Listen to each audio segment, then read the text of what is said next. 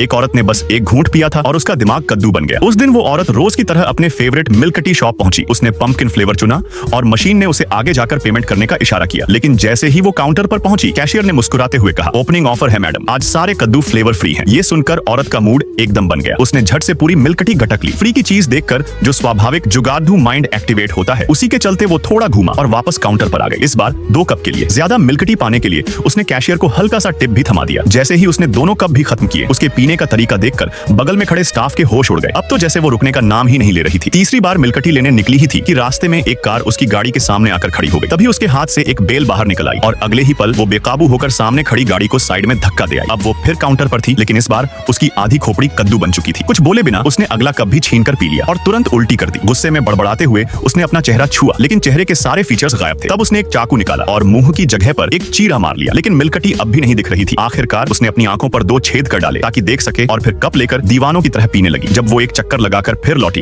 अब वो पूरी तरह एक भयानक जीव बन चुकी थी। स्टाफ ने उसे देखकर डर के मारे हाथ पीछे खींच लिए, लेकिन अब तो वो पूरी तरह मिल्क टी एडिक्ट हो चुकी थी। अगला कप उसने सीधा अपने ऊपर उड़ेल लिया। काबू से बाहर होकर वो एक झटके में दरवाजा तोड़कर बाहर निकली और सामने से आ रही कार से टकराकर सीधा ऊपर पहुंच गई। और तभी उसकी जैसी ही शक्ल वाली एक और औरत उसी मिल्क टी शॉप में एंट्री करती है। लगता है साइकिल फिर से शुरू हो चुका है।